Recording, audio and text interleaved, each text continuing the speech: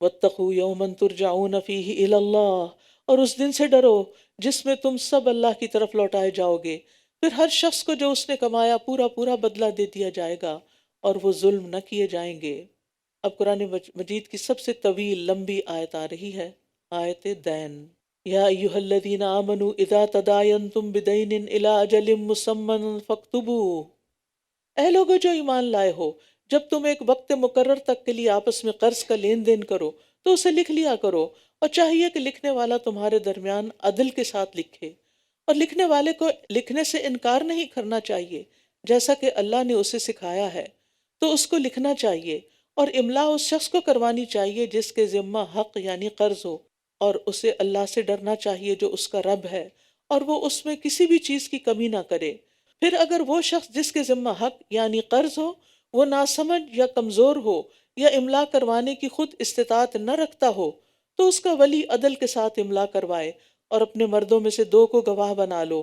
پھر اگر 2 مرد نہ ہوں تو ان گواہوں میں سے جنہیں تم پسند کرتے ہو 1 مرد اور 2 عورتیں گواہی دیں، سہولت کے لیے، آسانی کے لیے 2 عورتوں کا کہا گیا کہ اگر ان دونوں میں سے ایک عورت بھول جائے تو ان میں سے ایک دوسری کو یاد دہانی کرا دے، اور گواہ جب گواہی دینے کے لیے بلائے جائیں تو وہ انکار نہ کریں، اور قرض چھوٹا ہو یا بڑا اس کے مقرر وقت تک کے لیے اس کی دستاویز لکھنے میں تم سستی نہ کرو، یہ اللہ کے نزدیک زیادہ انصاف والا ہے، اور گواہی دینے کے لیے زیادہ درست ہے، اور زیادہ قریب ہے کہ تم فریقین شک میں نہ پڑو، مگر یہ کہ نقد تجارت ہو جس کا تم آپس میں لین دین کرتے ہو تو تم پر کچھ گناہ نہیں کہ تم اس کو نہ لکھو، اور جب تم باہم خرید و فروخت کرو تو احتیاطاً گواہ مقرر کر لیا کرو، اور دستاویز لکھنے والے اور گواہی دینے والے کو نقصان نہ پہنچایا جائے، اور اگر تم ایسا کرو گے تو یقیناً یہ تمہاری سخت نافرمانی ہوگی، اور اللہ سے ڈرو، اور اللہ تمہیں سکھاتا ہے، اور اللہ ہر چیز کو خوب جاننے والا ہے۔ جب سود کو حرام کیا گیا تو قرض کا صحیح طریقہ بھی بیان کر دیا گیا۔ تو اصولی طور پر 3 باتیں اہم ہیں اس میں۔ ایک یہ کہ جو قرض دیا جا رہا ہے وہ لکھا جائے، کیونکہ جب لوگ لکھتے نہیں تو بعد میں بھول چوک کی صورت میں پھر لڑائی جھگڑے ہوتے ہیں، قطع تعلق ہی ہو جاتی ہے، رشتے تک ختم ہو جاتے ہیں۔ دوسرے، مدت مقرر کر لینا، ڈیڈ لائن دینا کہ اس وقت تک کے لیے قرض ہے۔ تیسرے، گواہ بنا لینا۔ عام طور پر لوگ جب ادھار یا قرض دیتے ہیں تو لکھنے کو معیوب سمجھتے ہیں، اور سب کہتے ہیں کہ تمہیں ٹرسٹ نہیں، کوئی مسئلہ نہیں، لے جاؤ، ہو جائے گا بعد میں معاملہ۔ اس وقت بڑی خوش اخلاقی سے پیش آتے ہیں، اور پھر بعد میں جب غلط فہمیاں پیدا ہو جاتی ہیں تو پھر لڑائی جھگڑے شروع ہو جاتے ہیں اور اگلی پچھلی کسر نکال دی جاتی ہے۔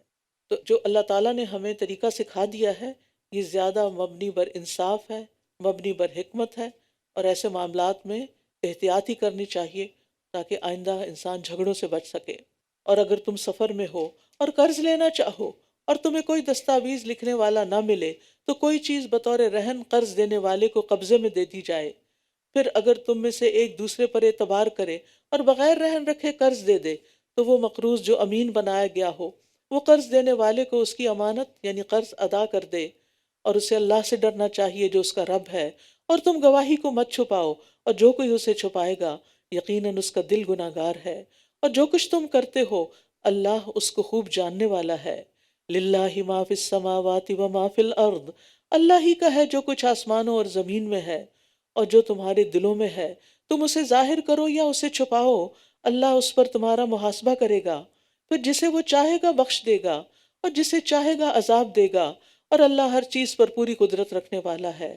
تو اس سے پتہ چلتا ہے کہ دل کے بعض افعال پر بھی محاسبہ ہوگا جن پر انسان کا اختیار ہوتا ہے، مثلا ایمان، کفر، شرک، یا کسی نیکی یا بدی کا پختہ ارادہ کرنا، اور اس پر پکڑ بھی ہو سکتی ہے۔ مثلا ایک شخص نے پکا ارادہ کیا کہ چوری کرے گا، لیکن اس کو موقع نہیں ملا تو وہ گناہ پھر لکھ لیا جائے گا، اس کا محاسبہ ہوگا۔ لیکن جو خیالات خود بخود آ جاتے ہیں تو پھر ان پر پکڑ نہیں۔ اسی طرح برے برے وسوسے جو ہیں ان پر بھی پکڑ نہیں۔ پھر سورۃ البقرہ کی آخری 2 آیات، قرآن مجید کی طویل ترین سورت مکمل ہو رہی ہے۔ آمن الرسول بما انزل الیہ من ربہ والمؤمنون کل آمن باللہ وملائکتہ وکتبہ ورسلہ، رسول اس پر ایمان لایا جو اس کے رب کی طرف سے اس پر نازل کیا گیا، اور سارے مومن بھی، یہ سب اللہ پر اور اس کے فرشتوں اور اس کی کتابوں پر اور اس کے رسولوں پر ایمان لائے۔ وہ کہتے ہیں ہم اس کے رسولوں میں سے کسی ایک کے درمیان بھی فرق نہیں کرتے۔ اور انہوں نے کہا ہم نے سنا اور ہم نے اطاعت کی، اے ہمارے رب ہم تیری مغفرت طلب کرتے ہیں اور تیری ہی طرف لوٹ کر جانا ہے۔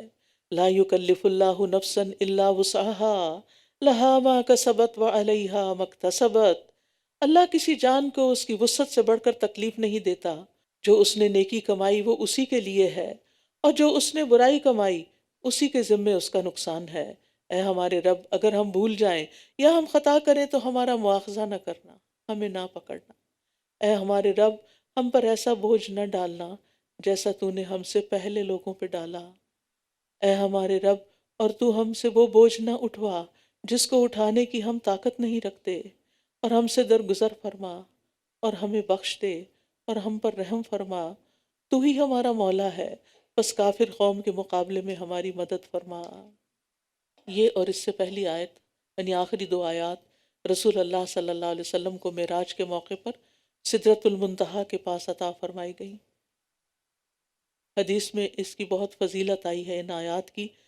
فرمایا کہ جو شخص رات کو سورۃ البقرہ کی آخری دو آیتیں پڑھ لے وہ اس کے لیے کافی ہو جائیں گی، اور پھر یہ عرش کے خاص خزانے سے نبی صلی اللہ علیہ وسلم کو عطا کی گئیں۔ سورۃ آل عمران اہم صورتوں میں سے ایک ہے۔ ابو امامہ رضی اللہ عنہ کہتے ہیں کہ رسول اللہ صلی اللہ علیہ وسلم نے فرمایا قرآن کو سیکھو کیونکہ یہ قیامت کے دن اپنے پڑھنے والوں کی سفارش کرے گا۔ چاہتے ہیں آپ سفارش تو اس کو پڑھا کریں۔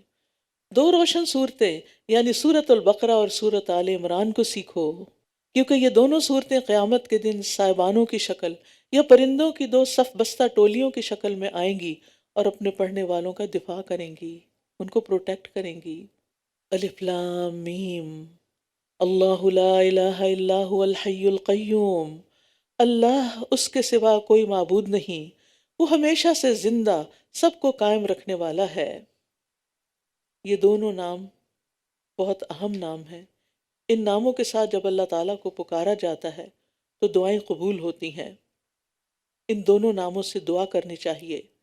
حضرت انس کہتے ہیں کہ میں نبی صلی اللہ علیہ وسلم کے ساتھ تھا کہ ایک آدمی نے دعا کی، کہا یا بدیع السماوات یا حی یا قیوم انی اسألک، اے آسمانوں کو عدم سے وجود میں لانے والے، اے زندہ اے قائم رہنے والے، میں تجھ سے سوال کرتا ہوں۔ تو آپ نے فرمایا کیا تمہیں معلوم ہے کہ اس نے کس چیز کے ساتھ دعا کی؟ قسم ہے اس ذات کی جس کے قبضے میں میری جان ہے، اس نے اللہ کو اس کے اس نام سے پکارا ہے کہ جب اس نام سے اس کو پکارا جاتا ہے تو وہ قبول فرماتا ہے۔ تو یا حی یا قیوم برحمتک استغیث کہہ کے اللہ کو پکار کے فریادیں کیا کریں۔ اور خاص طور پر نبی صلی اللہ علیہ وسلم پر جب کوئی پریشان کن معاملہ آ پڑتا تو یہ دعا کیا کرتے تھے، یا حی یا قیوم برحمتک استغیث، اے زندہ اور اے قائم رہنے والے تیری رحمت کے وسیلے سے فریاد کرتا ہوں۔ تو اللہ کی رحمت ہر چیز پہ چھائی ہوئی ہے۔ نزل علیک الکتاب بالحق، اس نے آپ پر حق کے ساتھ کتاب نازل کی جو ان کی تصدیق کرنے والی ہے جو اس سے پہلے تھیں، اور اسی نے تورات اور انجیل نازل کی اس سے پہلے لوگوں کی ہدایت کے لیے، اور اسی نے فرقان یعنی قرآن نازل کیا۔ یقیناً جن لوگوں نے اللہ کی آیات کا انکار کیا ان کے لیے سخت عذاب ہے، اور اللہ بہت زبردست اور انتقام لینے والا ہے۔ کس سے انتقام لے گا؟ اپنے مجرموں سے، نافرمانوں سے۔ اور یہ اللہ تعالیٰ کی فعلی صفت ہے۔ بعض لوگوں نے اللہ کے ناموں کی جو لسٹ بنائی ہے اس میں المنتقم لکھا ہوا ہے۔ منتقم اللہ کا نام نہیں ہے، ذو انتقام اس کی صفت ہے کہ انتقام لینے والا ہے۔ ان اللہ لا یخفی علیہ شیء فی الارض ولا فی السماء، بے شک کوئی چیز اللہ سے چھپی ہوئی نہیں، نہ زمین میں اور نہ آسمان میں۔ اس سے کیا پتہ چلتا ہے کہ ہمارے اعمال میں سے بھی کچھ اللہ سے چھپا ہوا نہیں۔ کوئی بھی گناہ کرنے لگے تو ایسی جگہ سوچیں جہاں آپ اللہ کی نگاہ سے چھپ سکیں۔ ہے کوئی جگہ دنیا میں؟ کہیں بھی نہیں۔ وہی ہے جو رحموں میں تمہاری صورت بناتا ہے جس طرح وہ چاہتا ہے، اس کے سوا کوئی معبود نہیں، بہت زبردست خوب حکمت والا ہے۔ تو ہماری صورتیں کس نے بنائی؟ اللہ نے۔ لہٰذا کسی کی بھی صورت کا مذاق نہ بنائیں، کیونکہ وہ اس نے خود نہیں بنائی، وہ اللہ نے بنائی ہے۔ لہٰذا کسی کو دیکھ کے ہنسے نہیں اور کوئی ریشسٹ کامنٹ پاس نہیں کریں اور تبصرے نہیں کریں کہ فلاں کا ناک ایسا، فلاں کی آنکھیں چننی، فلاں کی ہونٹ ایسے، فلاں کا رنگ ایسا. اس بات پہ تبصرہ کرنا چھوڑ دیں، اس کو اپنی گفتگو سے بالکل آؤٹ کر دیں، اور اگر کوئی اور بات کر رہا ہو تو اس کو بالکل انکریج نہ کریں اور سیریسنس کا مظاہرہ کریں کہ تم کر کیا رہے ہو. اللہ کی بنائی ہوئی چیز کا مذاق اڑا رہے ہو، اس پہ تم تنقید کر رہے ہو، اس کے نقص نکال رہے ہو. اللہ تعالیٰ فرماتے ہیں وَصَوَّرَكُمْ فَأَحْسَنَ صُوَرَكُمْ، اس نے تمہاری صورت بنائی تو بہت اچھی بنائی. وہی ہے جس نے آپ پر کتاب نازل کی جس میں محکم یعنی واضح آیات ہیں جو کتاب کی اصل یعنی بنیاد ہیں، اور کچھ دوسری متشابہ ہیں. بس وہ لوگ جن کے دلوں میں ٹیڑھ ہے وہ اس میں سے فتنے اور منمانی تعویل کی تلاش میں متشابہ آیات کے پیچھے لگ جاتے ہیں، حالانکہ ان کا حقیقی مطلب اللہ کے سوا کوئی نہیں جانتا. اور جو علم میں پختہ کار ہیں وہ کہتے ہیں ہم ان پر ایمان لائے، سب کچھ ہمارے رب کی طرف سے ہے، اور نصیحت تو صرف عقل والے ہی حاصل کرتے ہیں. تو محکم آیات وہ ہیں جن کا مفہوم بالکل واضح اور صریح ہوتا ہے، اس میں کسی تعویل کی گنجائش نہیں ہوتی، اسی لیے ان کو ام الکتاب کہا گیا، یعنی اصل اور بنیاد. ان آیات میں عموماً دین کے بنیادی عقائد، عبادات اور احکام بیان کیے گئے ہیں، اور کچھ نصیحتیں اور عبرتیں بھی ان میں شامل ہیں. متشابہات سے مراد وہ آیات ہیں جو ملتے جلتے کئی معنی کا احتمال رکھتی ہیں، اور بعض اوقات لوگوں کو ان کی مراد سمجھنے میں یعنی شبہ ہو جاتا ہے، یا اس میں تعویل کی گنجائش نکل آتی ہے. تو ایمان تو سب آیات پہ لانا چاہیے، لیکن متشابہ آیات کی تفصیلات میں جانے کی ضرورت نہیں، ان کو جاننا ضروری نہیں، اور نہ ہماری عقل کے لیے ممکن ہے. ربنا لا تزغ قلوبنا بعد إذ هديتنا وهب لنا من لدنك رحمة إنك أنت الوهاب. اے ہمارے رب، ہدایت دینے کے بعد ہمارے دلوں کو ٹیڑھا نہ کرنا، اور ہمیں اپنے پاس سے رحمت عطا فرما، بے شک تو ہی بہت عطا کرنے والا ہے. کیونکہ لوگ متشابہ آیات کے پیچھے پڑھ کر گمراہ ہو جاتے ہیں. یا اللہ ہمیں گمراہ ہونے سے بچانا، ہمارے دل کو دین پر ثابت قدمی عطا کرنا. رسول اللہ صلی اللہ علیہ وسلم کی دعاؤں میں سے کثرت سے مانگی جانے والی دعا کیا تھی؟ اللہم مصرف القلوب صرف قلوبنا علی طاعتک، اور اللہم ثبت قلبی علی دینک. اور پھر اللہ سے رحمت مانگنا. اللہ کی ایک رحمت وہ ہے جس نے اپنے مومنوں کو خاص کیا ہے، اور وہ ایمان کی رحمت ہے. متقین کو جس کے ساتھ خاص کیا وہ اطاعت بجا لانے کی رحمت ہے. اپنے اولیاء کو جس کے ساتھ خاص کیا وہ ان کو ولایت عطا کرنے کی ہے، اور جس کے ساتھ اس نے اپنے انبیاء کو خاص کیا وہ نبوت کی ہے. نبوت کے درجے تک پہنچ گئے اللہ کی رحمت سے. تو راسخین فی العلم دعا کیا کرتے ہیں؟ وَهَبْ لَنَا مِن لَدُنْكَ رَحْمَةً، ہمیں بھی رحمت عطا کر، خاص رحمت عطا کر. اِنَّكَ أَنْتَ الْوَهَّابُ، تو بہت زیادہ عطا کرنے والا ہے. تیرے انعامات، تیرے عطیات بے حد وسیع ہیں، تیرے احسانات بے شمار ہیں، تیری سخاوت ساری مخلوق سے بے نیاز کر دیتی ہے.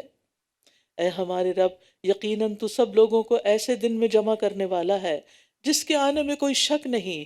بے شک اللہ وعدے کی خلاف ورزی نہیں کرتا. بے شک جن لوگوں نے کفر کیا ان کے مال اور اولاد انہیں اللہ کے مقابلے میں ہرگز کام نہ آئیں گے، اور یہی وہ لوگ ہیں جو آگ کا ایندھن ہیں. دنیا میں ایسے لوگ جو اللہ کے انکار کے ساتھ بڑی عیش و عشرت کے ساتھ جی رہے ہیں ان پہ رشک نہ کریں، کیونکہ وہ آخرت میں کچھ بھی فائدہ نہیں ہوگا ان کو اس سب کا، اس دنیاوی شان و شوکت کا. ان کا حال بھی آل فرعون اور ان لوگوں کی طرح ہے جو ان سے پہلے تھے. ان سب نے ہماری آیات کو جھٹلایا تو اللہ نے ان کے گناہوں کی وجہ سے انہیں پکڑ لیا، اور اللہ سخت سزا دینے والا ہے. اور اللہ کی سزا کو واجب کرنے والی چیز کیا ہے؟ کفر اور تکبر، جیسے فرعون میں تھا. تو گناہ جو ہیں وہ اللہ کے عذاب کے آنے کی وجہ بن جاتے ہیں. آپ کفر کرنے والوں سے کہہ دیجئے کہ ان قریب تم بھی مغلوب کیے جاؤ گے اور جہنم کی طرف اکٹھے کیے جاؤ گے، اور وہ بہت برا ٹھکانہ ہے. یقیناً تمہارے لیے ان دو گروہوں میں جو بدر کے دن آمنے سامنے ہوئے عبرت کی ایک نشانی ہے. ایک گروہ اللہ کے راستے میں لڑ رہا تھا جبکہ دوسرا گروہ کافر تھا. وہ انہیں اپنی آنکھوں سے اپنے سے دگنا دیکھ رہے تھے، اور اللہ اپنی مدد کے ساتھ تائید کرتا ہے جس کی وہ چاہتا ہے، بے شک اس میں اہل بصیرت کے لیے بھرپور عبرت ہے۔ تو ہمیں اسباب کی بجائے مسبب الاسباب پر توکل کرنا چاہیے، کیونکہ اصل مدد اللہ کی طرف سے آتی ہے، جیسے بدر کے دن مسلمانوں کی مدد ہوئی۔ زین للناس حب الشہوات، لوگوں کے لیے نفسانی خواہشات کی محبت مزین کر دی گئی، جیسے عورتیں اور بیٹے اور سونے اور چاندی کے جمع کیے گئے خزانے اور نشان زدہ گھوڑے اور مویشی جانور اور کھیتیاں، یہ دنیا کی زندگی کا سامان ہے اور اللہ ہی ہے جس کے پاس اچھا ٹھکانہ ہے۔ شہوات شہوت کی جمع ہے، جس کا مطلب ہوتا ہے کسی پسندیدہ مرغوب چیز کی طرف نفس کا کھنچ جانا، اٹریکٹ ہو جانا۔ اور یہاں شہوات سے مراد وہ چیزیں ہیں جو انسان کو بہت اچھی لگتی ہیں، لیکن اللہ تعالیٰ نے ان سب کو متاع کہا ہے۔ متاع وہ ہوتا ہے جس سے تھوڑی دیر کے لیے فائدہ اٹھایا جائے۔ اس چیز کی طرف متوجہ کرنا مقصود ہے کہ انسان ان چیزوں کی محبت میں پھنس کر اللہ کے دین سے غافل نہ ہو جائے اور انہیں فخر اور زینت کا ذریعہ نہ سمجھ بیٹھے، غرور اور تکبر پر نہ اتر آئے۔ ورنہ اگر یہ ساری چیزیں بھی انسان کے پاس ہوں اور انسان ان کو اللہ کی نعمت سمجھتے ہوئے شکر ادا کرے تو یہ آخرت کے لیے ذخیرہ بن جائیں گی۔ یعنی اس کا یہ مطلب نہیں کہ یہ چیزیں ناپسندیدہ ہیں یا کسی کے پاس ہونی نہیں چاہیے اور ان سے محرومی کوئی زیادہ بڑی نیکی ہے۔ ان کا ہونا بھی خیر کا باعث ہے اگر ان کو خیر کے رستے میں استعمال کیا جائے۔ اب مثلاً عورت کے فتنے کو سب سے بڑا فتنہ کہا گیا۔ آپ نے فرمایا میرے بعد مردوں کے لیے کوئی فتنہ عورتوں سے بڑھ کر نقصان دہ نہیں، لیکن عورت ہی کو دنیا کی بہترین متاع قرار دیا گیا۔ آپ نے فرمایا یہ دنیا متاع ہے اور اس کی بہترین متاع نیک عورت ہے۔ تو اس سے کیا پتہ چلتا ہے کہ نیک عورت بہترین متاع ہے، لیکن اگر کسی عورت کی وجہ سے مرد بگڑ رہا ہے تو وہ اس کے لیے ہلاکت کا باعث ہے۔ تو انسان کے پاس دنیا ہو لیکن دنیا میں دل نہ ہو۔ دل کہاں ہو؟ آخرت میں ہو۔ ان چیزوں کو دنیاوی زندگی کی ضرورت سمجھ کر استعمال کیا جائے، لیکن ساری توقعات اور خواہشات اور محبتیں آخرت کے لیے ہوں۔ اور دنیا کی زینت استعمال کرنے میں لوگوں کی دو قسمیں ہوتی ہیں۔ ایک وہ ہوتے ہیں جو ان چیزوں کو اپنا مقصد زندگی بنا لیتے ہیں، ہمیں یہ بھی چاہیے، یہ بھی چاہیے، یہ بھی چاہیے، ایک چیز مل جاتی ہے تو دوسری، دوسری کے بعد تیسری، اور پھر ان کی ساری انرجیز انہی چیزوں کے حصول میں لگ جاتی ہیں۔ لیکن کچھ لوگ ان چیزوں کو حاصل کرتے ہیں حلال جائز طریقے سے، اور پھر ان سب چیزوں کو آخرت کے حصول کا ذریعہ بنا لیتے ہیں۔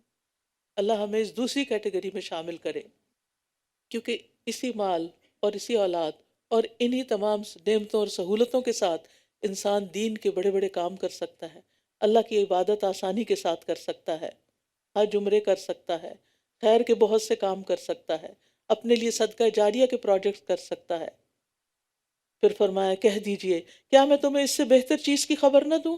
جن لوگوں نے تقوی اختیار کیا ان کے لیے ان کے رب کے پاس باغات ہیں جن کے نیچے نہریں بہہ رہی ہیں، جن میں وہ ہمیشہ رہنے والے ہیں، اور ان کے لیے پاکیزہ بیویاں اور اللہ کی طرف سے رضامندی ہے، اور اللہ بندوں کو خوب دیکھنے والا ہے۔ یہاں کمپیریزن کر کے بتا دیا کہ ایک طرف دنیا میں یہ سب کچھ مل گیا تمہیں، لیکن دوسری طرف آخرت میں جو کچھ ہے وہ اس سے کہیں زیادہ بہتر ہے، کیونکہ جنت میں کوڑا رکھنے کی جگہ بھی دنیا و ما فیہا سے بہتر ہے، اور ان سب چیزوں سے بہتر کیا ہے؟ اللہ کی رضامندی، و رضوان اللہ اکبر۔ یہ جنت کی نعمتوں میں سے سب سے افضل نعمت ہے، لہٰذا ہمیں ہر نیک عمل کے بعد یہ فکر اور خواہش ہونی چاہیے کہ اللہ آپ اس سے راضی ہو جائیں۔ الذین یقولون ربنا ربنا اننا آمنا فاغفر لنا ذنوبنا وقنا عذاب النار۔ یہ وہ لوگ ہیں جو کہتے ہیں اے ہمارے رب، بے شک ہم ایمان لائے، تو ہمارے گناہوں کو بخش دے اور ہمیں آگ کے عذاب سے بچا لے۔ تو اس سے کیا پتہ چلتا ہے کہ نیک عمل کے وسیلے سے دعا کرنی چاہیے۔ یہاں وہ ایمان کا واسطہ دے کر دعا کریں، اللہ ہم ایمان لے آئے ہیں، اب آپ ہمیں بخش دیں۔ یعنی اس طرح سے بھی دعا قبول ہوتی ہے، جیسے وہ غار میں پھنسنے والوں نے اپنے نیک اعمال کو وسیلہ بنا کے دعا کی تھی۔ کون ہیں یہ نیک ایمان لانے والے اور ان کے کیا ہیں نیک اعمال؟ الصابرین والصادقین والقانتین والمنفقین والمستغفرین بالاسحار، جو صبر کرنے والے اور سچ بولنے والے اور اطاعت کرنے والے، اللہ کی راہ میں خرچ کرنے والے اور سحری کے اوقات میں استغفار کرنے والے ہیں۔ اللہ ہمیں یہ ساری صفات عطا کر دے۔ صادق وہ ہوتے ہیں جن کی نیتیں بھی سچی ہوں، اعمال بھی کھرے ہوں، ان کے دل اور زبانیں مستقیم ہوں، چھپے ہوئے اور اعلانیہ سب کاموں میں سچے ہوں، رب کے فرما بردار ہوں، قانتین ہوں، متقین ہوں۔ متقین وہ ہیں جو اللہ کی اطاعت میں جہاں جہاں اللہ نے جو کرنے کا حکم دیا اللہ کی خاطر کرتے ہیں۔ اور رات کا آخری حصہ کیوں اہم ہے؟ نبی صلی اللہ علیہ وسلم نے فرمایا جب رات کا پہلا تہائی حصہ گزر جاتا ہے تو اللہ تعالیٰ آسمان دنیا پر نزول کرتے ہیں اور فرماتے ہیں میں بادشاہ ہوں، میں بادشاہ ہوں، کون ہے جو مجھ سے دعا کرے کہ میں اسے قبول کر لوں؟ کون ہے جو مجھ سے سوال کرے کہ میں اسے عطا کر دوں؟ کون ہے جو مجھ سے بخشش طلب کرے کہ میں اسے بخش دوں؟ بس مسلسل طلوع فجر تک ایسے ہی ہوتا رہتا ہے، لہٰذا اس وقت سے فائدہ اٹھانا ہے۔ شہد اللہ انہ لا الہ الا هو والملائکۃ واولو العلم قائما بالقسط لا الہ الا هو العزیز الحکیم۔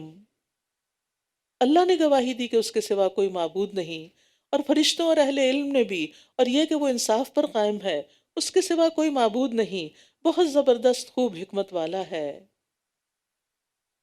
اور ہم سب کی بھی یہی گواہی ہے۔ ان الدین عند اللہ الاسلام، بے شک اللہ کے نزدیک دین تو اسلام ہی ہے۔ اور اہل کتاب نے علم آ جانے کے بعد محض باہمی ضد کی بنا پہ اختلاف کیا، اور جو اللہ کی آیات کا انکار کرے تو یقیناً اللہ جلد حساب لینے والا ہے۔ یاد رکھیے اللہ نے جتنے بھی انبیاء بھیجے سب کا دین اسلام تھا، اور اہل کتاب نے حقیقت جان لی کہ نبی صلی اللہ علیہ وسلم جو دین پیش کر رہے ہیں وہ اسلام ہی ہے، اور آپ اللہ کے سچے اور آخری نبی ہیں، لیکن حسد، بغض اور اناد کی بنا پر انہوں نے اس سے انحراف کر لیا۔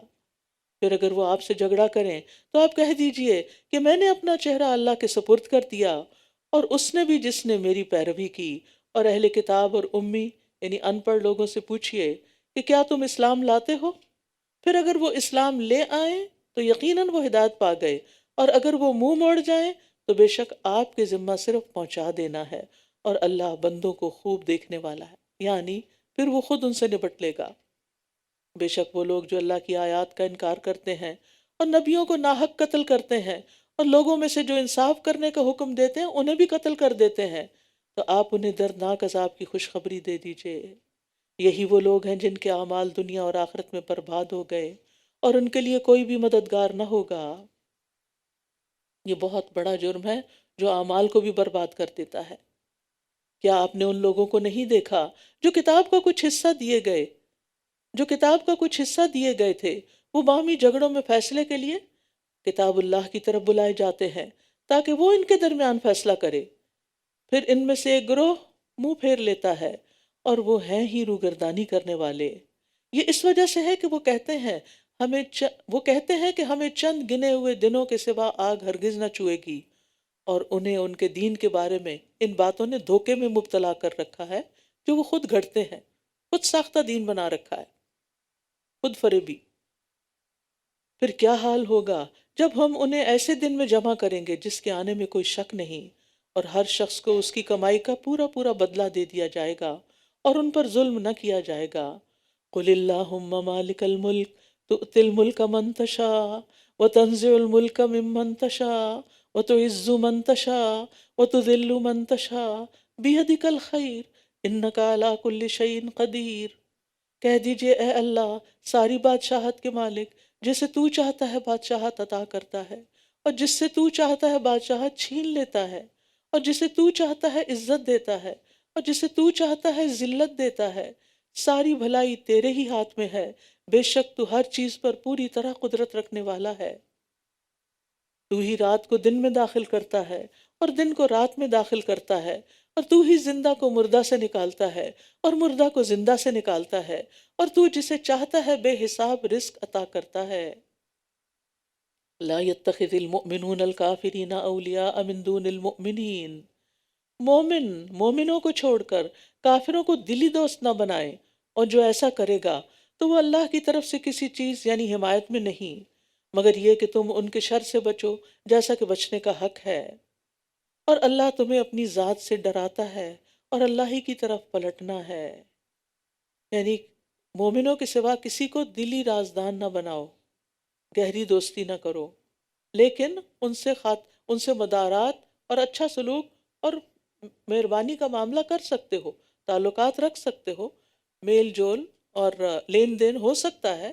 نبی صلی اللہ علیہ وسلم کے ہر طرح کے لوگوں کے ساتھ میل جول تھا اور لین دین تھا، لیکن اس چیز سے منع کیا گیا ہے کہ جس میں انسان مسلمانوں کے راز دوسروں کو دے دے۔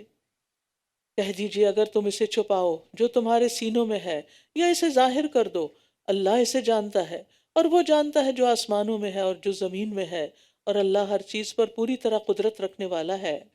وہ دن جس میں ہر شخص نیکی اور برائی میں سے جو بھی اس نے عمل کیا ہوگا اپنے سامنے موجود پائے گا۔ وہ چاہے گا کاش اس کے درمیان اور اس کی برائی کے درمیان دور کا فاصلہ ہوتا، اور اللہ تمہیں اپنی ذات سے ڈراتا ہے، اور اللہ بندوں پر بہت شفقت کرنے والا ہے۔ اب یہ 2 بار آ گئی یہ بات کہ اللہ اپنی ذات سے تمہیں ڈراتا ہے، لہٰذا ہمیں کیا کرنا چاہیے؟ ڈرنا چاہیے، اللہ کی رحمت کی امید بھی ہونی چاہیے، اور ساتھ ساتھ ڈر بھی ہونا چاہیے، تاکہ ہمارے اعمال درست رہیں۔ کیونکہ ہوتا یہ ہے کہ کچھ کام ڈر کے بغیر نہیں ہوتے، یہ ہماری کمزوری ہے، ہماری نفس، ہم یعنی کہ ہماری سائیکالوجی ایسے ہے کہ جب تک ہمیں کوئی پریشر نہیں ہوتا، جب تک کوئی خوف نہیں ہوتا، تو بعض کام ہم کرتے نہیں ہیں۔ قل ان کنتم تحبون اللہ فاتبعونی یحببکم اللہ ویغفر لکم ذنوبکم واللہ غفور الرحیم۔ کہہ دیجیے اگر تم اللہ سے محبت کرتے ہو تو میری پیروی کرو، یعنی رسول اللہ صلی اللہ علیہ وسلم کی۔ اللہ تم سے محبت کرے گا اور وہ تمہارے گناہوں کو بخش دے گا، اور اللہ بہت بخشنے والا، نہایت رحم کرنے والا ہے۔ اللہ کی محبت کا دعویٰ تو سبھی کرتے ہیں، اہل کتاب بھی، مشرکین بھی، سب، لیکن اس دعوے کو سچا کرنے کے لیے ایک پروف چاہیے، اور وہ ہے کہ محمد صلی اللہ علیہ وسلم پر ایمان ہے یا نہیں، اور ان کی تعلیمات پر عمل ہے یا نہیں، سنت کی پیروی ہے یا نہیں۔ شاہ عبد القادر کہتے ہیں جو کوئی کسی کی محبت کا دعویٰ کرے تو اس طرح محبت کرے جس طرح محبوب چاہے، نہ کہ جس طرح اس کا اپنا جی چاہے، اور اسی طرح چاہے تو محبوب اس کو چاہے، یعنی جب وہ ایسا کرے گا تو پھر رب بھی اس سے راضی ہوگا۔ اسی طرح یہ خطاب ہم سب سے بھی ہے کہ اس خالی زبانی محبت کا دعویٰ کافی نہیں، زبانی کلامی اظہار محبت کافی نہیں، بلکہ اپنے اقوال اور افعال سے ثبوت دینا ہوگا، اور دین میں بدعات بھی ایجاد نہیں کرنی، کیونکہ سنت کی پیروی کہاں کرنے کو کہا جا رہا ہے، اپنی مرضی کا پیرالل دین بنانے کو نہیں۔ نبی صلی اللہ علیہ وسلم نے فرمایا جو میری سنت پر عمل نہ کرے وہ مجھ سے نہیں۔ اللہ اور اس کے رسول کی محبت عمل کا مطالبہ کرتی ہے۔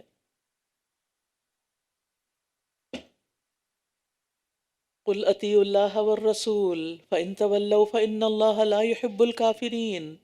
کہہ دیجئے اللہ اور رسول کی اطاعت کرو، پھر اگر وہ منہ پھیر جائیں تو یقیناً اللہ کفر کرنے والوں سے محبت نہیں کرتا۔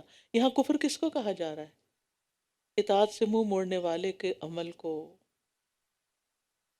اور یہاں پر آپ دیکھیے کہ اللہ کی اطاعت کے ساتھ الرسول یعنی محمد صلی اللہ علیہ وسلم کی اطاعت کا الگ سے حکم دیا جا رہا ہے۔ اللہ کی اطاعت بھی کرو اور رسول کی اطاعت بھی کرو، اور اگر منہ موڑتے ہو تو پھر تمہارا یہ طرز عمل قابل قبول نہیں۔ ان اللہ اصطفیٰ آدم و نوحا وآل ابراہیم وآل عمران علی العالمین۔ بے شک اللہ نے آدم اور نوح کو اور آل ابراہیم اور آل عمران کو تمام جہانوں پر چن لیا۔ نبی صلی اللہ علیہ وسلم کس آل میں سے تھے؟ آل ابراہیم میں سے تھے۔ نوح علیہ السلام آدم علیہ السلام سے تھے، ابراہیم علیہ السلام نوح علیہ السلام سے تھے، آل عمران آل ابراہیم سے تھے۔ ایسی نسل جن میں سے بعض بعض کی اولاد ہے، اور اللہ خوب سننے والا، خوب جاننے والا ہے۔ جب عمران کی بیوی کہنے لگی کہ اے میرے رب، بے شک میں نے تیرے لیے نظر مانی ہے کہ جو بھی میرے پیٹ میں ہے وہ ہر ذمہ داری سے آزاد ہوگا، بس تو مجھ سے قبول کر لے، بے شک تو ہی خوب سننے والا، خوب جاننے والا ہے۔ پھر جب اس نے اس کو جنم دیا تو کہنے لگی اے میرے رب، میں نے تو ایک لڑکی کو جنم دیا ہے، حالانکہ اللہ کو خوب معلوم تھا جو اس نے جنا، اور لڑکا لڑکی کی طرح نہیں ہوتا، اور میں نے اس کا نام مریم رکھا ہے، اور میں اسے اور اس کی اولاد کو شیطان مردود سے تیری پناہ میں دیتی ہوں۔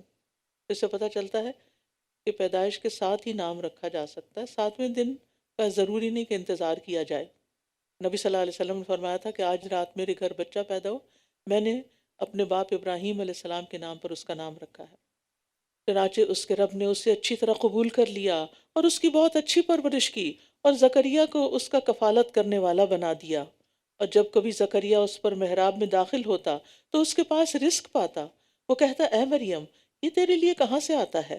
وہ کہتی، یہ اللہ کے پاس سے ہے، بے شک اللہ جسے چاہتا ہے بے حساب رزق دیتا ہے۔ یہ زکریا علیہ السلام کون تھے؟ یہ وہی اللہ کے نبی ہیں۔ عام قول کے مطابق یہ ان کے خالو تھے، مگر صحیح بات یہ ہے کہ وہ مریم علیہ السلام کے بہنوئی تھے۔ اس کی دلیل حدیث معراج سے ملتی ہے، جس میں دوسرے آسمان پر رسول اللہ صلی اللہ علیہ وسلم کی یحییٰ اور عیسیٰ علیہ السلام سے ملاقات کا ذکر ہے، اور وہاں وضاحت آتی ہے کہ یہ دونوں خالہ زاد بھائی تھے۔ تو خالہ زاد بھائی اسی صورت میں ہو سکتے ہیں کہ جب دو بہنوں کے بچے ہوں۔ اور یہاں پر آپ دیکھیے کہ عبادت خانے میں نماز پڑھنے کے دوران ہی اللہ تعالیٰ نے فرشتوں کے ذریعے انہیں بیٹے کی خوشخبری دی، اور اس کا نام پیدا ہونے سے پہلے ہی رکھ دیا گیا، یحییٰ رکھا گیا نام۔ اسے بھی پتہ چلتا ہے کہ پیدائش سے پہلے بھی نام سلیکٹ کر سکتے ہیں۔ ہنالک دعا زکریا ربہ، جب زکریا علیہ السلام نے حضرت مریم کی یہ ساری کرامتیں دیکھیں تو انہیں شوق آیا کہ میں بھی اللہ سے یہاں اولاد مانگ لوں، جبکہ وہ ایک طویل عرصے سے مانگ رہے تھے۔ وہیں زکریا علیہ السلام نے اپنے رب سے دعا مانگی، کہا، اے میرے رب، مجھے اپنے پاس سے پاکیزہ اولاد عطا کر، بے شک تو ہی دعا کا خوب سننے والا ہے۔ تو فرشتوں نے اس کو پکارا جب وہ محراب میں کھڑا نماز پڑھ رہا تھا کہ اللہ تجھے یحییٰ کی خوشخبری دیتا ہے، جو اللہ کے ایک کلمہ یعنی عیسیٰ کی تصدیق کرنے والا ہوگا، اور سردار اور نہایت پاک باز اور صالحین میں سے ایک نبی ہوگا۔ اس نے کہا، اے میرے رب، میرے ہاں لڑکا کیسے ہوگا جبکہ مجھے بڑھاپا آ پہنچا ہے اور میری بیوی بھی بانجھ ہے؟ فرمایا، اسی طرح اللہ جو چاہتا ہے کرتا ہے۔ اس نے کہا، اے میرے رب، میرے لیے کوئی نشانی مقرر کر دیجئے۔ فرمایا، تمہاری نشانی یہ ہوگی کہ تم 3 دن تک لوگوں سے اشارے کے سوا کلام نہ کر سکو گے، اور اس دوران اپنے رب کا کثرت سے ذکر کرنا اور صبح اور شام اس کی تسبیح بیان کرتے رہنا۔ جب اللہ نعمت دے تو پھر کیا کرنا چاہیے؟ اللہ ہی کو یاد کرنا چاہیے، اور خاص طور پر تسبیح کرنی چاہیے، اللہ کی پاکی بیان کرنی چاہیے۔ اور جب فرشتوں نے کہا، اے مریم، بے شک اللہ نے تجھے چن لیا اور تجھے پاک کر دیا ہے، اور تمام جہان کی عورتوں پر تجھے منتخب کر لیا ہے۔ یہاں مریم علیہ السلام کی فضیلت پتہ چلتی ہے۔ یا مریم اقنتی لربک واسجدی وارکعی مع الراکعین، اے مریم، اپنے رب کی فرما برداری کرتی رہو اور سجدہ کرتی رہو اور رکوع کرنے والوں کے ساتھ رکوع کرتی رہو۔ چونکہ حضرت مریم وقف کر دی گئی تھی فی سبیل اللہ، اس دور میں لوگ اپنی اولاد کو بھی اس طرح وقف کر دیتے تھے کہ اپنے کاموں سے ان کو آزاد کر دیتے تھے کہ یہ صرف دین کے کاموں کے لیے خاص ہے۔ تو وہ وہیں پر ہی رہتی تھیں دن رات محراب میں، اور بیت المقدس کی خادمہ بھی تھیں، تو اس لیے انہیں جماعت کے ساتھ نماز پڑھنے کا حکم ہوا۔ تو اب اس سے وہ لوگ سمجھ جائیں جو کہتے ہیں کہ عورتوں کو جماعت میں یا مسجد نہیں جانا چاہیے، وہ مسجد میں رہ بھی سکتی ہے، اعتکاف بھی کر سکتی ہے، اور جماعت سے نماز بھی پڑھ سکتی ہے۔ وَارْکَعِی مَعَ الرَّاکِعِینَ، یہ غیب کی خبروں میں سے ہے جسے ہم آپ کی طرف وحی کر رہے ہیں، ورنہ آپ ان کے پاس نہ تھے جب قرعہ اندازی کے لیے وہ اپنی قلمیں ڈال رہے تھے کہ ان میں سے کون مریم کی کفالت کرے گا، اور نہ ہی آپ ان کے پاس تھے جب وہ باہم جھگڑ رہے تھے۔ قرعہ اندازی کی ضرورت اس لیے پیش آئی کہ مریم جو تھیں وہ یہودیوں کے بہت بڑے عالم عمران کی بیٹی تھیں۔ جب ان کی والدہ نے انہیں اپنی نظر سے آگاہ کیا تو عبادت گاہ کے خدام میں جھگڑا ہو گیا۔ ہر کوئی پھر یہ چاہتا تھا کہ یہ اگر اللہ کے راستے میں دی جانے والی ہے اور ہمارے امام کی بیٹی ہے تو پھر ہمیں اس کی سرپرستی اور نگرانی کا شرف حاصل ہونا چاہیے۔ تو اس لیے انہوں نے قرعہ اندازی کی، اور قرعہ زکریا علیہ السلام کے نام نکلا۔ جب فرشتوں نے کہا، اے مریم، بے شک اللہ تجھے اپنی طرف سے ایک کلمے کی خوشخبری دیتا ہے، یعنی عیسیٰ علیہ السلام کی، اس کا نام مسیح عیسیٰ ابن مریم ہوگا، جو دنیا اور آخرت میں بڑے مرتبے والا ہوگا اور اللہ کے مقرب بندوں میں سے ہوگا، اور وہ لوگوں سے پنگھوڑے میں اور پختہ عمر میں کلام کرے گا اور صالح لوگوں میں سے ہوگا۔ بولی، اے میرے رب، میرے ہاں کوئی بچہ کس طرح ہوگا حالانکہ مجھے کسی انسان نے چھوا تک نہیں۔ فرمایا اسی طرح اللہ پیدا کرتا ہے جو وہ چاہتا ہے، جب وہ کسی کام کا فیصلہ کر لیتا ہے تو بے شک وہ اس کے لیے کہتا ہے کہ ہو جا، تو وہ ہو جاتا ہے۔ کن فیکون، اللہ کے لیے کچھ بھی کرنا مشکل نہیں، امپاسبل نہیں۔ وَيُعَلِّمُهُ الْكِتَابَ وَالْحِكْمَةَ وَالتَّوْرَاةَ وَالْإِنْجِيلَ، اور وہ اسے کتاب اور حکمت اور تورات اور انجیل کی تعلیم دے گا، اور وہ بنی اسرائیل کی طرف ایک رسول ہوگا۔ وہ کہے گا کہ میں تمہارے رب کی طرف سے تمہارے پاس ایک نشانی لایا ہوں۔ میں تمہارے لیے مٹی سے پرندے کی شکل کی مانند بناتا ہوں، پھر میں اس میں پھونک مارتا ہوں تو وہ اللہ کے اذن سے ایک پرندہ ہو جاتا ہے، اور میں اللہ کے اذن سے پیدائشی اندھے اور برس والے کو تندرست کر دیتا ہوں، اور میں اللہ کے اذن سے مردوں کو زندہ کر دیتا ہوں، اور میں تمہیں اس کی خبر بھی دیتا ہوں جو تم کھاتے ہو اور جو تم اپنے گھروں میں ذخیرہ کرتے ہو۔ اس میں تمہارے لیے یقیناً ایک نشانی ہے اگر تم مومن ہو۔ یہاں بِإِذْنِ اللہ کا لفظ بار بار آیا ہے۔ اس سے کیا پتہ چلتا ہے کہ اگر اللہ کا حکم نہ ہوتا تو عیسیٰ علیہ السلام یہ معجزات نہیں دکھا سکتے تھے، اور یہی بات ہر نبی کے معجزات کے بارے میں کہی جائے گی کہ وہ دراصل اللہ ہی کے اختیار میں ہوتے ہیں۔ نبی اپنی ذاتی قابلیت سے کوئی چیز نہیں دکھا سکتے۔ تو اصل قوت اور اصل اختیار کس کے پاس ہے؟ اللہ رب العزت کے پاس۔ اور تورات میں سے جو میرے سامنے ہے اس کی تصدیق کرنے والا ہوں، اور تاکہ میں تمہارے لیے بعض وہ چیزیں حلال کر دوں جو تم پر حرام کی گئی تھیں، اور میں تمہارے پاس تمہارے رب کی طرف سے ایک نشانی لایا ہوں، بس اللہ سے ڈرو اور میری اطاعت کرو۔ تو عیسیٰ علیہ السلام نے دراصل موسیٰ علیہ السلام کی شریعت کی تصدیق کی تھی۔ وہ تورات پر عمل کی دعوت دینے کے لیے آئے تھے، اور تورات میں سے بعض چیزیں جو بطور تشدید ان پہ حرام کی گئی تھیں ان کو اللہ کے حکم سے حلال قرار دینا بھی ان کے مقصد بعثت میں شامل تھا۔ ان اللہ ربی و ربکم فاعبدوہ ھذا صراط مستقیم، بڑی اہم آیت ہے۔ بے شک اللہ ہی میرا رب ہے اور تمہارا رب بھی، بس اسی کی عبادت کرو، یہی سیدھا راستہ ہے۔ عیسیٰ علیہ السلام نے لوگوں کو کیا سکھایا؟ کہ میرا رب اللہ ہے، میں رب نہیں ہوں، میں گاڈ نہیں ہوں، میں گاڈ کا بیٹا نہیں ہوں، میں تو بندہ ہوں۔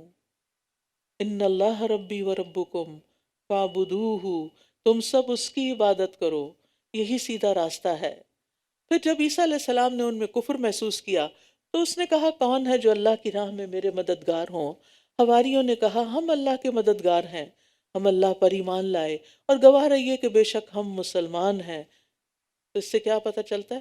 فَلَمَّا أَحَسَّ عِيسَىٰ مِنْهُمُ الْكُفْرَ، یعنی صرف ان کا گمان نہیں تھا بلکہ حواس کے ذریعے معلوم کر لیا، دیکھ سن کے معلوم کر لیا کہ یہود اور ان کے علماء اللہ کی دی ہوئی نشانیوں اور دلائل اور معجزات کے آگے بے بس ہو چکے ہیں، لیکن پھر بھی مان نہیں رہے اور ان کی زندگی کے درپے ہیں۔ اب ان کو فکر ہو گئی کہ یہ مجھے ختم کرنے کی سازشیں کر رہے ہیں، اور انہیں یقین ہو گیا کہ اب میرے لیے زندہ رہنا دوبھر ہو گیا ہے۔ تو انہیں فکر کس بات کی تھی؟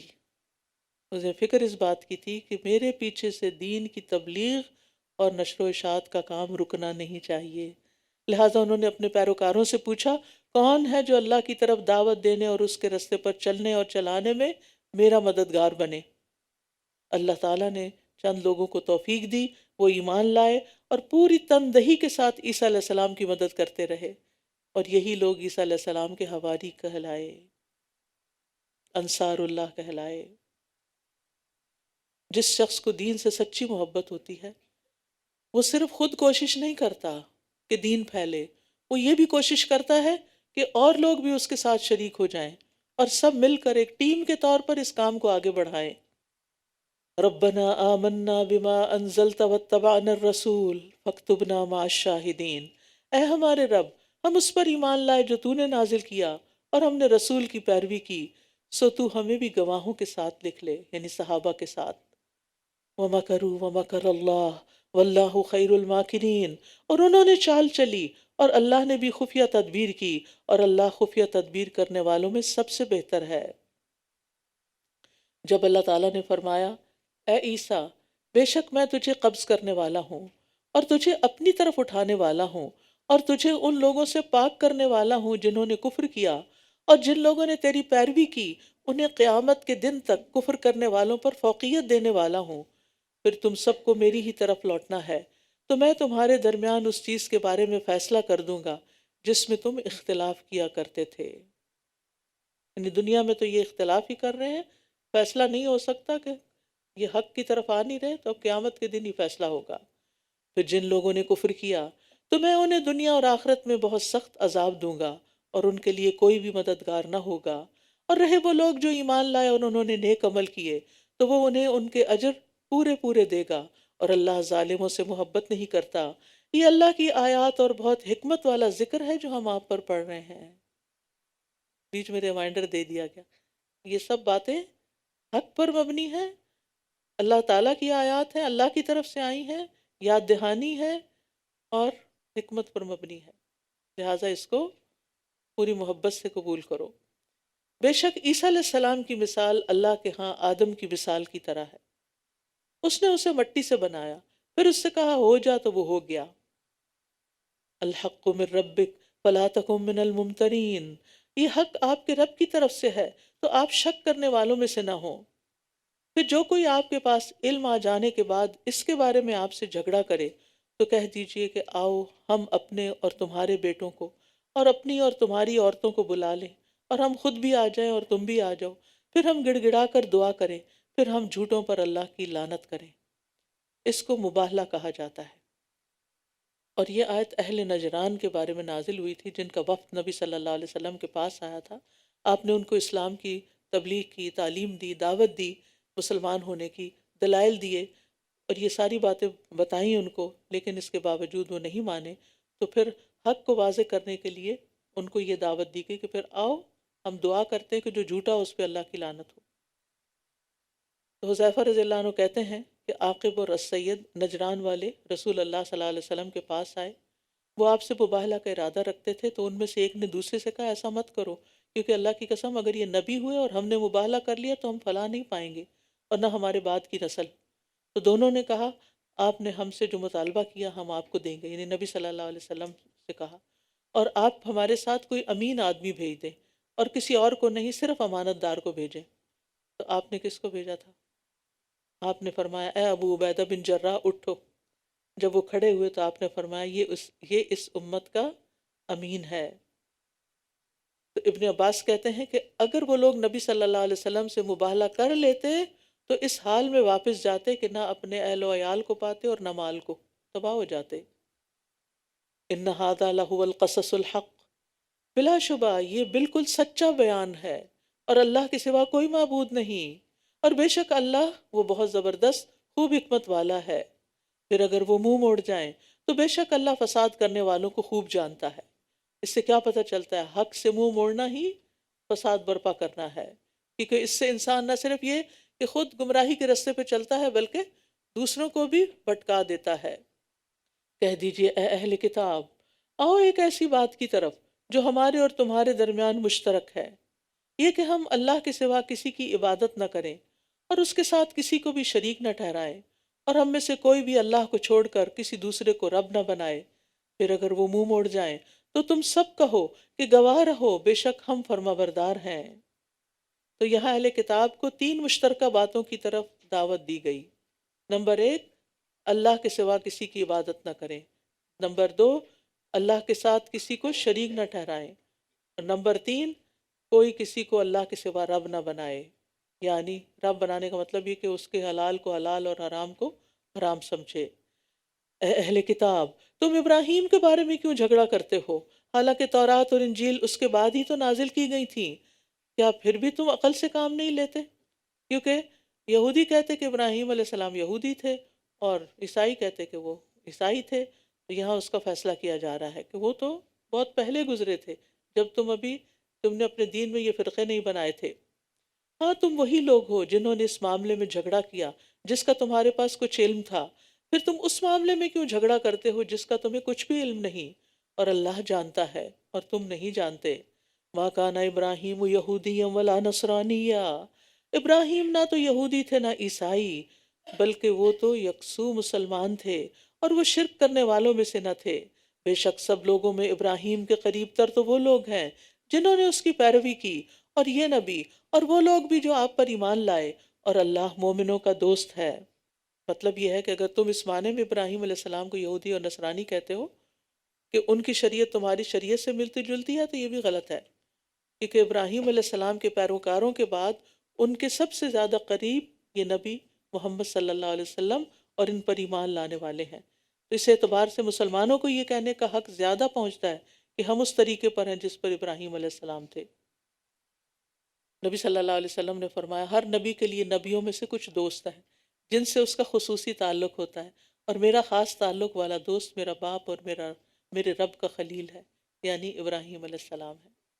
اہل کتاب میں سے ایک گروہ چاہتا ہے کہ کاش وہ تمہیں گمراہ کر دے، حالانکہ وہ خود اپنے آپ ہی کو گمراہ کر رہے ہیں اور وہ شعور نہیں رکھتے، یعنی وہ خود کو حق پہ سمجھتے ہیں اور تمہیں حق سے ہٹانا چاہتے ہیں، حالانکہ وہ خود گمراہی پر ہیں۔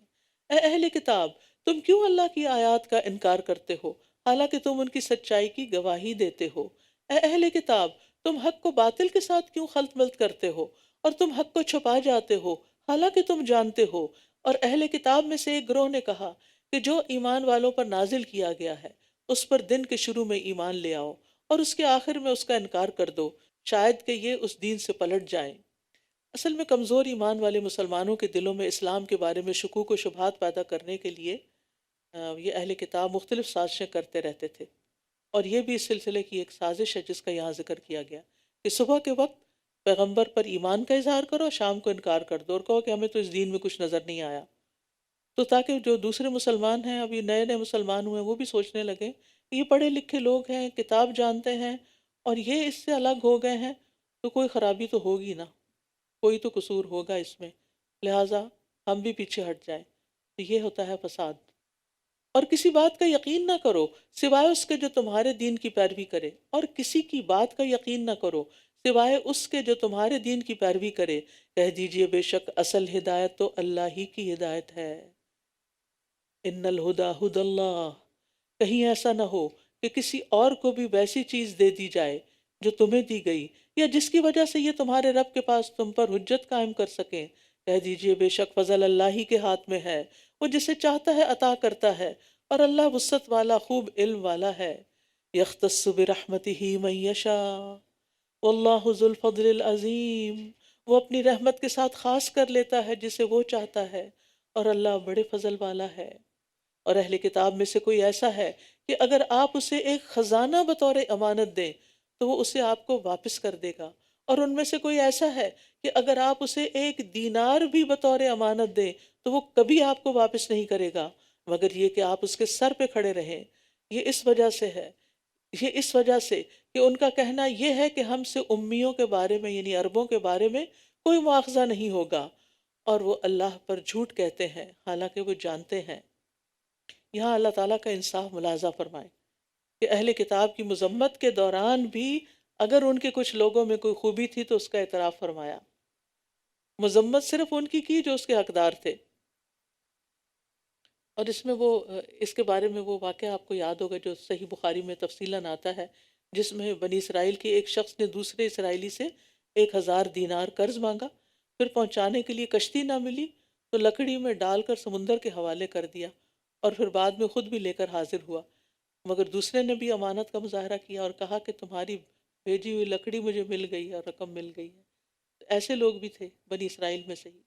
بلا من اوفا بعہدہ واتقا فإن اللہ یحب المتقین، کیوں نہیں، مواخذہ تو ہوگا، ہاں جس نے اپنا عہد پورا کیا اور تقوی اختیار کیا تو یقیناً اللہ متقی لوگوں سے محبت کرتا ہے۔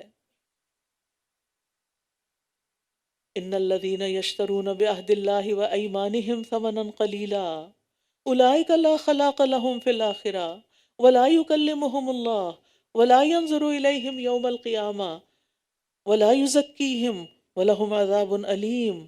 بے شک جو لوگ اللہ کے عہد اور اپنی قسموں کو تھوڑی قیمت کے عوض بیچ ڈالتے ہیں ان کے لیے آخرت میں کوئی حصہ نہ ہوگا، اور قیامت کے دن اللہ ان سے کلام نہ کرے گا اور نہ ان کی طرف دیکھے گا اور نہ ہی ان کو پاک کرے گا، بلکہ ان کے لیے دردناک عذاب ہوگا۔ اور بے شک ان میں ایک گروہ کے لوگ ایسے ہیں جو اللہ کی کتاب پڑھتے وقت اس کے ساتھ اپنی زبانوں کو مروڑتے ہیں تاکہ تم اسے کتاب کی عبارت سمجھو حالانکہ وہ کتاب میں سے نہیں ہوتا، اور وہ کہتے ہیں وہ اللہ کی طرف سے ہے حالانکہ وہ اللہ کی طرف سے نہیں ہوتا، اور وہ جانتے بوجھتے اللہ پر جھوٹ بولتے ہیں۔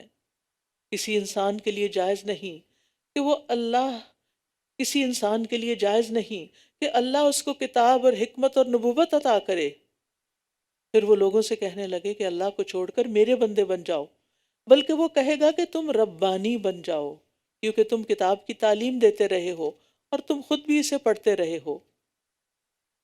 ربانی کہتے ہیں با عمل مبلغ کو۔ سعید بن جبیر کہتے ہیں اس سے مراد وہ عالم ہے جو اپنے علم پر عمل کرتا ہو، اور ربانیوں کا مرتبہ احبار سے بڑا ہے۔ احبار سے مراد اہل علم ہے، یعنی علم ہے، اسکالرز ہیں، لیکن وہ اسکالرز جو عمل بھی کرتے ہیں وہ ربانی ہوتے ہیں، یعنی با عمل لوگ۔ ابو درداء کہتے ہیں تم عالم نہیں بن سکتے حتیٰ کہ تم علم سیکھنے والے بنو، اور تم علم سے عالم نہیں بن سکتے حتیٰ کہ تم اس پر عمل کرو، اور تمہارے گناہ کے لیے یہی کافی ہے کہ تم ہمیشہ علم کے معاملے میں جھگڑا کرنے والے بن جاؤ، اور تمہارے گناہ کے لیے یہی کافی ہے کہ تم مسلسل اللہ کی ذات کے علاوہ کسی اور چیز میں گفتگو کرتے رہو۔ تو عالم کی ذمہ داری لوگوں کی اصلاح کا کام کرنا بھی ہے۔ تو ربان سے ربانی ہے، رب والے، کہ جو لوگوں کو اپنی ذات کی طرف نہیں بلاتے، رب سے جوڑتے ہیں۔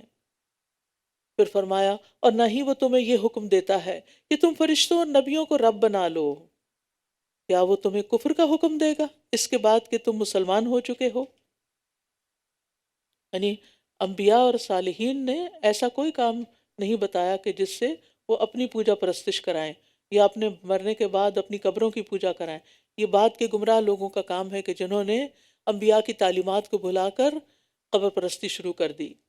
اور جب اللہ نے تمام نبیوں سے پختہ عہد دیا کہ میں کتاب و حکمت میں سے جو بھی تمہیں عطا کروں، پھر تمہارے پاس وہ رسول آ جائے جو اس کی تصدیق کرنے والا ہو جو تمہارے پاس پہلے سے موجود ہے، تو تم ضرور اس پر ایمان لانا اور ضرور اس کی مدد کرنا۔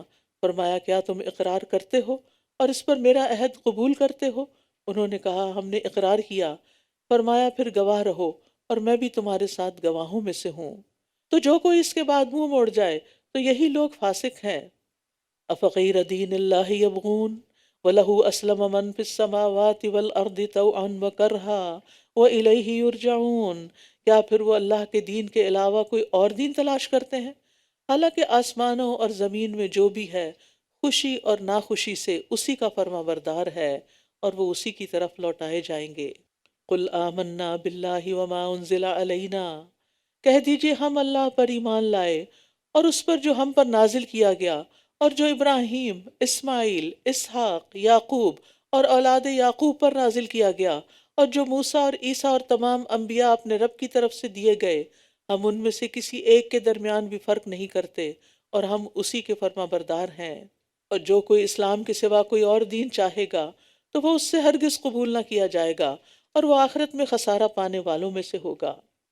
اللہ کیوں کر ہدایت دے گا ان لوگوں کو جنہوں نے اپنے ایمان لانے کے بعد کفر کیا، حالانکہ انہوں نے گواہی دی تھی کہ یہ رسول برحق ہے، اور ان کے پاس واضح نشانیاں بھی آ چکی تھیں، اور اللہ ظالم لوگوں کو ہدایت نہیں دیتا۔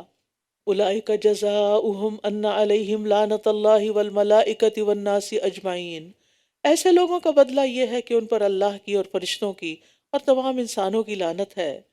خالدین فیہا لا یخفف عنہم العذاب ولا هم ینظرون، وہ اس لعنت میں ہمیشہ رہنے والے ہیں، نہ تو ان سے عذاب ہلکا کیا جائے گا اور نہ ہی وہ مہلت دیے جائیں گے۔ الا الذین تابوا من بعد ذلک واصلحوا فان اللہ غفور الرحیم، مگر جن لوگوں نے اس کے بعد توبہ کی اور اصلاح کر لی تو بے شک اللہ بہت بخشنے والا نہایت رحم کرنے والا ہے۔ بے شک جن لوگوں نے اپنے ایمان لانے کے بعد کفر کیا پھر وہ کفر میں بڑھتے چلے گئے تو ان کی توبہ ہرگز قبول نہ کی جائے گی، اور یہی لوگ دراصل گمراہ ہیں۔ ان الذین کفروا وماتوا وهم کفار فلن يقبل من احدهم ملء الارض ذهبا ولو افتدى به اولئک لهم عذاب علیم وما لهم من ناصرین، بے شک جن لوگوں نے کفر کیا اور وہ اس حال میں مرے کہ وہ کافر تھے تو ان میں سے کسی ایک سے بھی زمین بھر سونا ہرگز قبول نہ کیا جائے گا، اگرچہ وہ اسے فدیے میں دینا چاہے۔ یہی لوگ ہیں جن کے لیے دردناک عذاب ہے اور ان کے لیے کوئی بھی مددگار نہ ہوگا۔ تو اس سے مراد وہ لوگ ہیں جو کفر کی روش اختیار کریں اور کفر کی حالت میں ہی فوت ہو جائیں۔ قیامت کے دن زمین بھر سونا بدلے میں دے کر چھوٹنا چاہیں تو نہ چھوٹ سکیں گے۔ آج دنیا کے حقیر فائدوں کے لیے لوگ اپنا ایمان بیچ دیتے ہیں، اور کل اگر کسی کو اتنی دولت مل جائے، اول تو اتنی کسی کو ملے گی نہیں، لیکن اگر پوری زمین سونے کی بھر کے ان کو دے دی جائے تو بھی ان سے قبول نہیں کیا جائے گا، ان کا ڈھیر و مال کسی کام نہیں آئے گا۔ انس بن مالک کہتے ہیں نبی صلی اللہ علیہ وسلم نے فرمایا، اللہ تعالیٰ قیامت کے دن آگ کا سب سے ہلکا عذاب پانے والے سے پوچھے گا، اگر تجھے روئے زمین کی تمام چیزیں میسر ہوں تو کیا تو وہ فدیے میں دے دے گا؟ تو وہ کہے گا ہاں۔ اللہ تعالیٰ فرمائے گا، میں نے تجھ سے اس سے بھی زیادہ آسان چیز کا مطالبہ کیا تھا جبکہ تو آدم کی پیٹھ میں تھا کہ میرے ساتھ کسی کو شریک نہ کرنا، لیکن تو نے انکار کیا اور میرے ساتھ شرک کیا۔ لہٰذا قیامت کے دن تو کسی کی پھر چھوٹ نہیں، جو بھی شرک کرے۔ اللہ تعالیٰ ہم سب کو شرک سے بچائے اور ہم پر اپنی رحمت نازل فرمائے۔ آج کی آیات میں سے خاص طور پر صدقے کی آیات کو آپ دوبارہ پڑھیں، اور جو باتیں آپ نے نوٹ کی ہیں ان کو اپنے عمل کی ڈائری میں لکھ لیں۔ سبحانک اللہم و بحمدک، اشہد ان لا الہ الا انت، استغفرک و اتوب الیک۔ السلام علیکم ورحمۃ اللہ وبرکاتہ۔